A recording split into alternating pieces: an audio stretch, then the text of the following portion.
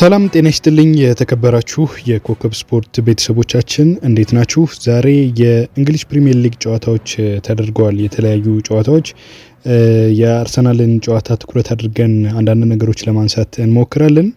የአነጋጋሪ ነገሮችን ጨምሮ አዳዲስ ነገሮች የታዩበት ጨዋታ ነው። በተለይ አርሰናል ለቀጣዩ የማድሪድ ጨዋታ ተዘጋጅቶ አንዳንድ ተጫዋቾችን ወሳኝ የሚባሉ የቡድኑን ተጫዋቾች በተቀያሪ ወንበር ላይ ያደረገበት በጨዋታው አነጋጋሪ የሚባል የፍጹም ቅጣት ምት የተሰጠበት ጨዋታ ነበር።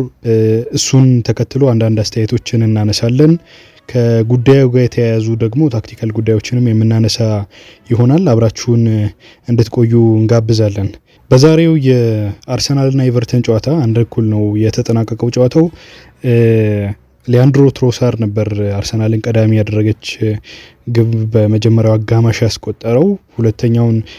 በሁለተኛው አጋማሽ ደግሞ የኤቨርተንን አቻ ያደረገ ጎል በፍጹም ቅጣት ምት ተቆጥሯል። በጨዋታው አነጋጋሪ ነገሮች ነበሩ የሚነሱ ወደ ኋላ ላይ አሁን ባለው የነጥብ ልዩነት ቀጣይ ሊቨርፑል ነገ የሚያሸንፍ ከሆነ 14 ነጥብ ልዩነትን ይዞ 11 ነጥቦችን ከሚቀጥሉት 8 ጨዋታዎች የሚያገኝ ከሆነ ሻምፒዮን የሚሆንበት እድል እንዳለው የሚያሳይ ጨዋታ ነው የዛሬው ጨዋታ። አርሰናል አቻ መውጣቱን ተከትሎ ማለት ነው። ኔዳዬ ነበር ኤቨርተን በፍጹም ቅጣት ምት ግቧን ያስቆጠረው። ብቸኛዋን ግብ ማይስ ሉዊስ ስኬሊ ጥፋት ሰርቷል ባለበት ጨዋታ ፍጹም ቅጣት ምት ተገኝቷል። ነዳይ ይህንን ፍጹም ቅጣት ምት ወደ ጎል ቀይሮታል። በዋናነት በዛሬው ጨዋታ ላይ አርሰናል ይዞ የቀረበው የጨዋታ አቀራረብ 4-3-3 የሚባል የጨዋታ አቀራረብ ነው። እንደምናውቀው ከዚህ ቀደም የሚገለገሉት ይህንን የጨዋታ አቀራረብ ነበር። ቤን ዋይት በቀኝ መስመር የተከላካይ ቦታ ላይ ተሰልፈዋል። ዊሊያም ሳሊባ ደግሞ የተጣመረው ከጃኮብ ኪዊዮር ጋር ነበር። ከዚህ ቀደም ጋብሪኤል ማጋሌሽ መጎዳቱን ተከትሎ ማለት ነው። በግራ መስመር ተከላካይነት ደግሞ ሉዊስ ስኬሊ ገብቶ ሲጫወት ተመልክተናል። መሀል ሜዳ ላይ ሞሬኖ፣ ጆርጊኒዮ እና ራይስ ነበሩ። ዋኔሪ፣ ትሮሳር እና ስተርሊንግ የፊት መስመሩን ይዘው ነው በመጀመሪያው አጋማሽ የተጫወቱት።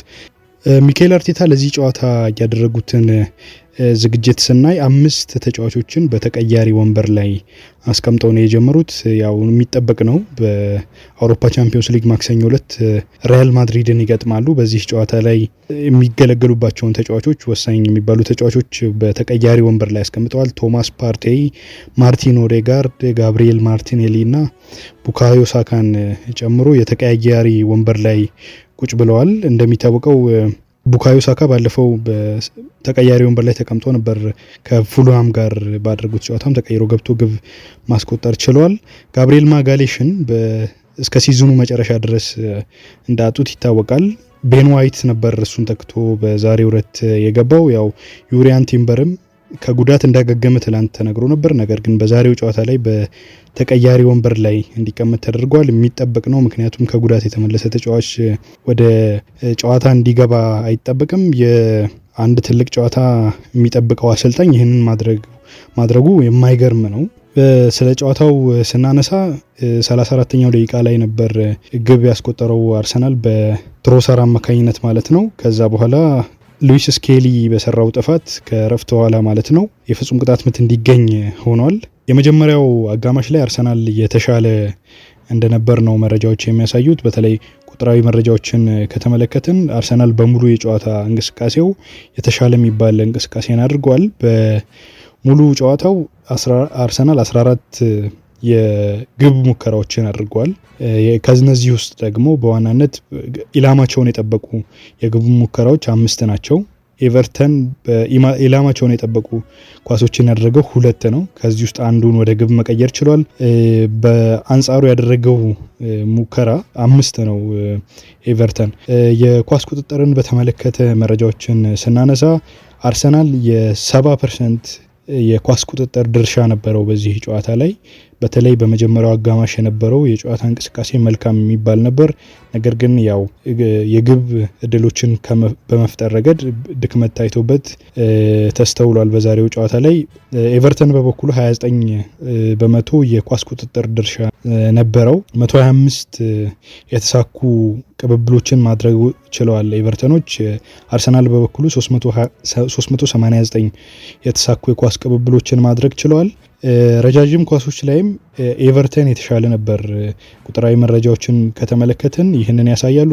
40 ረጃጅም ፓሶችን ማድረግ ችለዋል። አርሰናል በበኩሉ 33 ረጃጅም ፓሶችን ወይንም ደግሞ ረጃጅም ኳስ የማቀበል ስኬቶችን አሳይተዋል።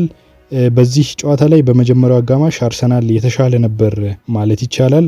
አንድ ግብ ማስቆጠሮ የተሻለ የጨዋታ ብልጫ ይዞ ነበር የነበረው። ነገር ግን ሁለተኛው አጋማሽ ላይ የተፈጠረው የፔናልቲ ጉዳይ የአርሰናልን አቀራረብና የጨዋታ እንትን የቀየረው ይመስላል። ሚኬል አርቴታም ከጨዋታ በኋላ ያለው ነገር ይሄንን ነው።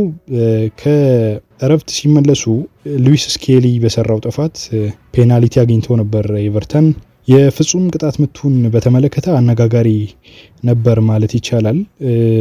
ሉዊስ ስኬሊ ከሁለተኛው አጋማሽ ላይ ጆርዳን ፒክፎርድ አስረዝሞ የመታውን ኳስ ከጃክ ሃሪሰን ጋር ሲተናነቁ ነበር እና ከቦክሱ ውጪ ከፍጹም ቅጣት ምት ክልል ውጪ ሲታገሉና እርስ በርስ ሲጎሻሸሙ ነበር እና መጨረሻ ላይ የፍጹም ቅጣት ምት ክልል ውስጥ ጥፋት ተሰርቷል ተብሎ ፍጹም ቅጣት ምት ለኤቨርተን እንዲሰጥ ሆኗል።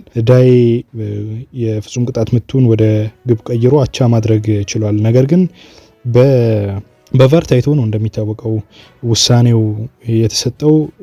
ሚሼል ዳውሰን እና ማይክ ዲን እኔ ኳሱን ስከታተል በነበረበት ስካይ ስፖርት ላይ አስተያየታቸውን ሲሰጡ ነበርና ከፍጹም ቅጣት ምት የማያሰጥ አይነት ሶፍት የሚባል ንክኪ የነበረው እጅግ ለስላሳ የሚባል ንክኪ የነበረው እንደሆነ ገልጸዋል። አርቴታም ከጨዋታው በኋላ በጣም ሶፍት የሚባል ታች እንደነበርና ፍጹም ቅጣት ምት የሚያሰጥ እንዳልነበር ገልጿል እና ዴቪድ ሞይስ በበኩላቸው የፍጹም ቅጣት ምቱ ያሰጥ አላቅም የሚል አስተያየት ነው የሰጡት። ለማንኛውም ይህ አነጋጋሪ ነበር።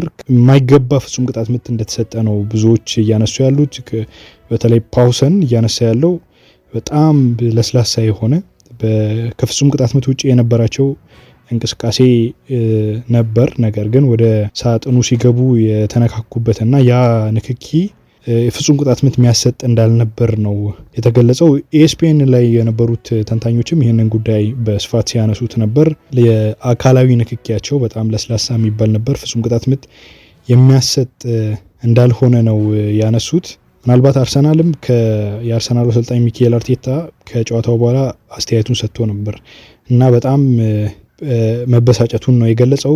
ፍጹም ቅጣት ምቱ ጭራሽ የሚያሰጥ እንዳልነበር ነው የገለጸው። እርግጥ ነው ተነካክተዋል ሉዊስ ስኬሊ እና ሃሪሰን፣ ነገር ግን ፍጹም ቅጣት ምት የሚያሰጥ አልነበረም የሚል አስተያየቱን የሰጠው። የሁለተኛው አጋማሽ እንደጠበቁት እንዳልሄደላቸው ነው አርቴታ የተናገረው። በተለይ ደግሞ ኤቨርተን አካላዊ እንቅስቃሴው የተሻለ ነበር። በተለይ ረዣዥም ኳሶች ላይ የተሻሉ ነበሩ። አርሰናል በበኩሉ ግቦችን ለግብ የሚሆኑ ኳሶችን በመፍጠር ረገድ ድክመት ተስተውሎበት ታይቷል። ይሄ ነው የሚባል የጎላ የግብ ሙከራ ሳያደርግ ነው የወጣው። ይህ በተደጋጋሚ እየተነሳ ያለ ነው። ኤስፒኤን ላይ የወጣ ጽሁፍንም ስንመለከት በዘንድሮ የውድድር ዘመን መሰረታዊ የሚባለው የአርሰናል ችግር የአጥቂ ችግር እንደሆነ ይነሳል። ነገር ግን ከዚህ ባሻገር አርሰናል የግብ ኳሶችን ከመፍጠር ረገድም ድክመት እንዳለበት ነው እየተነሳ የሚገኘው። ጄሚ ካራገር ከዚህ ቀደም በሰጠው አንድ ቃለ ምልልስ ላይ በዋናነት አርሰናል የፊት መስመር አጥቂ እንደሚያስፈልገው ምንም ጥርጥር የለውም። ነገር ግን ባለፉት ጨዋታዎች የተመለከትነው አርሰናል ይሄ ነው የተባለ ምርጥ አጥቂም የያዘ ቢሆን እድል ካልተፈጠረለት የሚያስቆጥርበት ሁኔታ የለም የሚል አስተያየት ሰጥቶ ነበር ካራገር። በመሃል ሜዳ ላይ የሚሰልፉ ተጫዋቾች እድሎችን ካልፈጠሩ ቡድኑ ስኬታማ ይሆናል ማለት ከባድ ነው የሚል አስተያየት ሰጥቷል። ለግብ የሚሆኑ ኳሶችን በመፍጠር ረገድ ዛሬም ድክመት ተስተውሎ ታይቷል። አርቴታም ይህንን ጉዳይ አይቷል። ምናልባት በሶስተኛው የሜዳ ክፍል ላይ ብዙ ኳሶችን ንክኪ በማድረግ እድሎችን በመፍጠር ረገድ አርሰናል ደካማ እንደነበርና እንደተጠበቀው እንዳልሄደ፣ የኤቨርተን ፊዚካሊቲ ደግሞ መሰረታዊ ችግር እንደሆነባቸው ገልጸዋል። ያው ኤቨርተን ያለው አንዱ ጥንካሬም ይሄ እንደሆነ ገልጸዋል አርቴታ። ዴቪድ ሞይስ በበኩላቸው ፍጹም ቅጣት ምቱ ያሰጥ እርግጠኛ እንዳልሆኑ ነው የተናገሩት። በጨዋታው ደስተኛ መሆናቸውን ገልጸዋል። ሳቲስፋይ እንደሆኑ ነው የተናገሩት። ነገር ግን ስለ ፍጹም ቅጣት ምቱ አስተያየት ከመስጠት ተቆጥበዋል እና ተጫዋቾቻቸው ደግሞ የተሻለ ኮሚትመንት የነበራቸው እንደነበር አስረግጠው ተናግረዋል። አርሰናል አሁን ባለው ውጤት ሊቨርፑል ቀጣዩን የነገውን ጨዋታ የሚረታ ከሆነ የነጥብ ልዩነታቸው 14 ይደርሳል። አሁንም ሁለተኛ ደረጃ ላይ ነው ያለው አርሰናል። ውጤቱን ስንመለከት 31 ጨዋታዎችን አድርገዋል። አሁንም ያለው የነጥብ 62 ነው። ሊቨርፑል 73 ነጥቦችን ይዞ አንደኛ ደረጃ ላይ ተቀምጠዋል። ፎረስት እና ቼልሲ በ57 እና 52 ነጥብ ሶስተኛ እና አራተኛ ደረጃ ላይ ተቀምጠዋል። ኤቨርተን ደረጃውን ያሻሻለበት ሁኔታ ነው የታየው በዛሬው ውጤት ተከትሎ ማለት ነው። 31 ጨዋታዎችን አድርጎ 35 ነጥቦችን ሰብስበዋል። ወደ 14ኛ ደረጃ ላይ ደርሷል። ከማንቸስተር ዩናይትድ ዝቅ ብሎ ማለት ነው በ2 ነጥብ ዝቅ ብሎ ተቀምጧል ኤቨርተን። ቀጣይ አርሰናሎች የቻምፒዮንስ ሊግ ጨዋታቸውን ከሪያል ማድሪድ ጋር በቀጣይ ያደርጋሉ። ምን አይነት ነገሮች ይጠበቃሉ በጨዋታው የሚለው መሰረታዊ ጉዳይ ነው። ዛሬ 5 ተጫዋቾቻቸውን አሳርፈዋል። ለሁሉም ግን የፍጹም ቅጣት ምቱ የተሰጠበት አርሰናል ነጥብ እንዲጥልና ዋጋ እንዲያስከፍለው ያደረገ እንደሆነ ነው በዛሬው ጨዋታ የታየው። የኮከብ ስፖርት ቤተሰቦቻችን ለዛሬ ያዝናቸው ስፖርታዊ ጉዳዮች እነዚህ ናቸው። በሌላ ዝግጅት እንገናኛለን። መልካም ጊዜ።